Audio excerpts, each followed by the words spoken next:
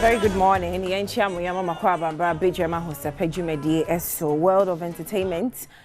Dear Chegu, dear Fata Wininu Sumu, Yadibi Esomo. Meaning the Sandra or Heme Ametiwa, a Jume Yami Adom. Entertainment, I mean a Ghana for 3 more. When you start sending her, where do you or your guy? Sister Sandy be a guy. 2 times a guy where the funeral mood activated because Yami Adoma watchna. Legend, no, Yami Adoma watchna, and she be as a sour horny. But first of all, Yankin kind statement, our mother 2 months and so na young consum to two. Na Obibisa say 1 week, you know, I may say a chum, but don't say a year day, it's me quite now a 40 days near the night doesn't necessarily mean say a days back 40. A year in the whole rules and regulations. It is a very big legend. There was about 2 movie because I don't want a dorsal. I brought you for a percent back down. I don't want to see a Germany for I see Lumba house. Oko a Netherlands. Kwame Papebi. Almost want to deal fan house. I didn't know squad near more. I watch na ebe so daddy Lumba na watch dano. Watch na because me say about yankin kind statement no na yankwa homane so me nsaka eye funeral coordinator no funeral planning committee but answer na ebe honorable so yankin kind Adom say public announcement change of venue 1 week observation of the late legendary Charles Kojo Fosu aka Daddy Lumba. The funeral planning committee of the late Charles Kojo Fosu, affectionately known as Daddy Lumba, wishes to inform the general public, sympathizers, fans, and well-wishers of a change in venue for the 1 week observation of our beloved. Originally scheduled to take place at the University of Ghana Sports Stadium, Legon, the event will now be held at the Black Star Square, Independence Square, Osu, Accra. Date 30th of August 2025, time near 9 a.m. to 6 p.m. Dress code all black.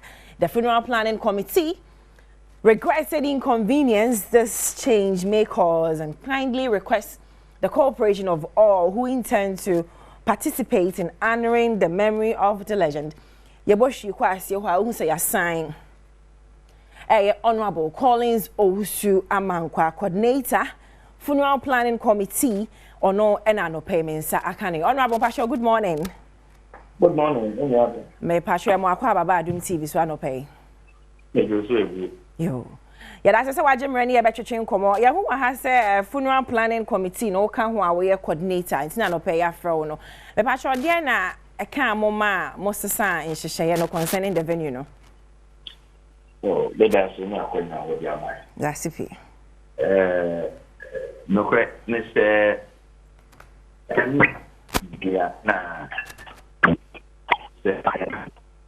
Content be akoso na yenianom last week omo issue statement omo there's ban on noise making na emre beto biano no kre nipa na ye hunu say na omo de ubon na na ewo pom e san say ye she eda 40 na no kre ni me di tun say okra na wonte yeah be nti na akoye pututu na sebi so yin mama mre ye say amamre okay na ye Ghanaian musical legend wonya ne baby crow Daddy Lumba so on pe basa nti ye so sebi wato ye ntimi enhwe say na ye no bia be ye back and forth and say menti me ho asibi ni ebe chenchira ka baby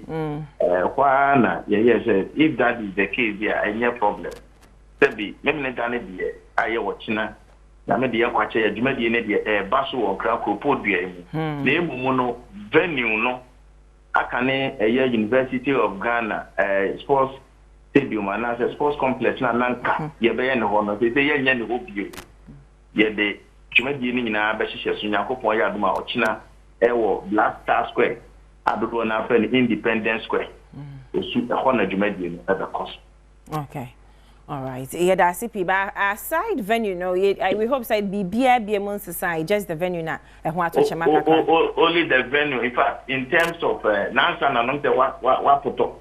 Wo broko kasa ni munti afade no yetuntum nko a. Na anopa non konon 9 o'clock sharp na ye de jumedie no. Apart from that, so no. About IGP so abaso no kweni ono ankasa police ahene na ni di dwumadie no achi na wa hye se ye Accra Regional Police Command. In fact ye commander duty wa ye adwuma tonko ne ne 2 IC a o mo hweche se bambo no o mo be pejemu pa o be pejemu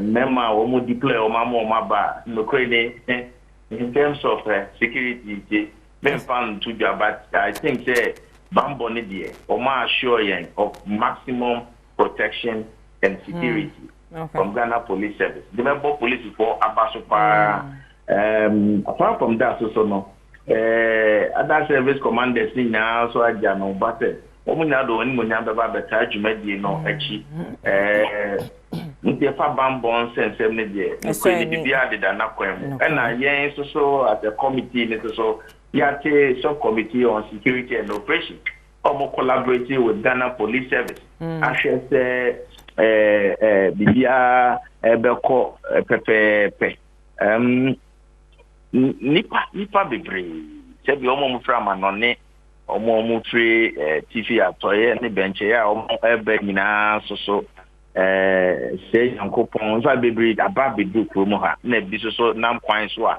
omo eba say nyame te oma kwan mu na ho na onti nanim enchire ye na yankopon ya adom a ode yen kwache ye ne a ochina no ye de ye na wotweda no ahye so ewo Independence Square. Okay. Honorable Collins, so we better was to say we are brand new but we can assure you say Lumba lovers do so and just the venue na sasa en cache bibia bekoye and we wish you all the very best. Yeah, very good. Thank you so much. Into Honorable Collins Owusu, a coordinator funeral planning committee no kan ho no ina no pay ne twetwe nkomo na wo hye ne nso say deal daddy Lumba Charles Kojofosu and now what you done come no Legon Stadium no o metu ahye baby foforo o china de beba so 9 AM pepe na ekoso e wo osu tina wo hye ne nso for further information no oko social no so oko more official that the Lumba official TikTok page is still running oko hodo mo a obehu nsemo a edi echi e wo ho afade no eyetuntum na wo hye ne nso ti abusua ye de besina ya to aso na o china de beko bi e ba akotwa egu ade amamo a lot of festivals there koso our Ghana has say na Ghana de eba na mamre ni amani Adom TV ye kase wa azo ye anya kasa minim festival wa Ghana ye nkoye from 2013 Tigo First Jumedie almost every region in Ghana ye remu ye gusue ba kwa me hwe nim kra gomu afeta akosu aronto ba eno kra na me hwe ni because na ye be ai ta so de no mu ede yie ye free ho no mu ade ba kwa me hwe nim chese festival se to so a em say Axim Kundum festival no ba Cape Coast fu omko ma me boate ma omko Cape Coast Orange Friday e be ye de yie pa mu hye omo Cape Coast onom na ye wi a ye twam akokundum na ye twam akwaziama na emo weekend we dey e Volta region e ho na ye de ani chere because who betwotwo be koso na menya oni ne twetwe nkoma na mabisa no because from school no there's been arguments about the pronunciation of the name ye bisa ye hogba as a haninga gba online no chocho ami akwa me wo fawaria igbeni me misa no fi ansa na meba ma gift good morning and ye bi to say ye hobe chocho e bi say ye hobe toto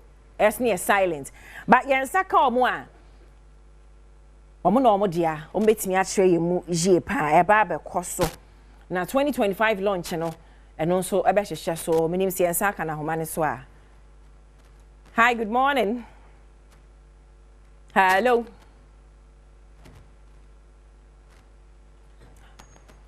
Okay, yes, I can't need you. Mama, me mom Lumba nyumba coach na yem papa kwa mfenshia no. Abusua to say net ya be me say ye re ya efi dada KD. I'm say ye re ye efi dada KD. Na me bomo nka ye say dada KD so da form pa Sabita French and prejudice on the top from face. Oh, na di so toy. Na call helicopter 8. Na call asante hema. Ti am say referee ya bem kakran say abusia me bom nka ye say dada KD. Another serious legend. Fatima nyomo a enyine se nkwala agency fo mo ko mo da so to ko TikTok mo de videos. Ti dada KD so dey September seat. September seat. I think so mo to share that. Ti me ni kimpi be kasa bra panyina.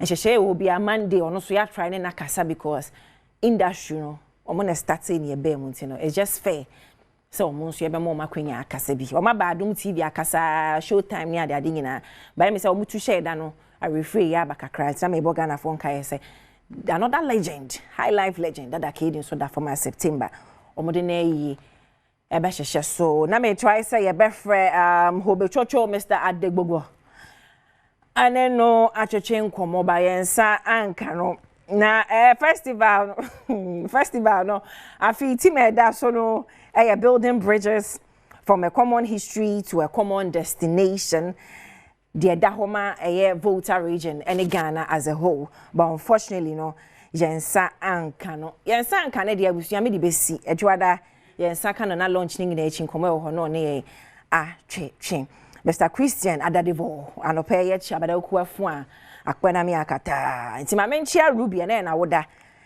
we free edi ehonom opidi mfa hu kime ha sei na ye moboso nko happy birthday enkoma Ruby Musa osinyankopon enhira we pa oniye fine girls and say photos mu chapa wow that's beautiful Ruby Musa ene wa wodo musinyame nhira wonyu free Adom enko Adom ntutu anamu ensiye we free masa edi eho enomo abusiame ni the sister Sandy Crown by Lane ene bo mi ti maame Crown by Lane or malam kwantempone so home services o contact in fact o di me cry wo mi socials na so na pese o ye bi we ne fe say kutu say bam Crown by Lane ono ena milike garment epamatadi edema Lizzy o makeup department o chimanim edema Elizabeth Omare o makeup from Ahosepe Lizzy okoko drum ho a Mr. Mark Weber ejina mu die mu din asante achima ogode share SK friend pon na ene o Mark Weber